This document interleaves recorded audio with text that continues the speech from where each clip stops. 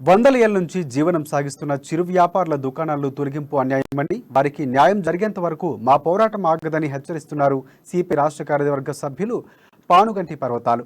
మహబూబ్ నగర్ జిల్లా జేపీ దర్గాలో రోడ్డు విస్తరణ పేరుతో కొందరు చిరు వ్యాపారుల దుకాణాలు తొలగించిన విషయం తెలుసుకున్న సిపిఐ నేతలు బాధితుల స్థలాలు పరిశీలించి పరామర్శించారు. జేపీ దర్గాలో కొందరు చిరు వ్యాపారుల దుకాణాలను మాత్రమే కూల్చివేయడం వెనుక ఎవరి హస్తముందో అని అనుమానం వ్యక్తం చేస్తున్నారు సిపిఐ నేతలు.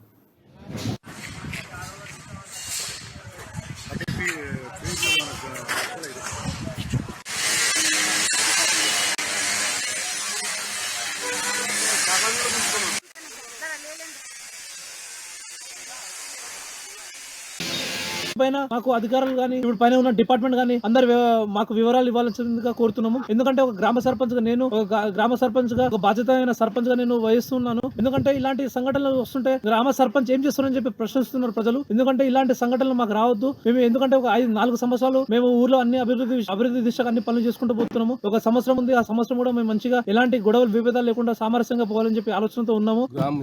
గ్రామ పంచాయతీ ఆప్షన్ నెంబర్ ను 2015లో స్వయంగా ముఖ్యమంత్రి గారే మన దర్గాకు వచ్చారు. వచ్చి పెద్ద ఎత్తున ఆయన ఫంక్షన్ చేసి 100 ఎకరంలో 100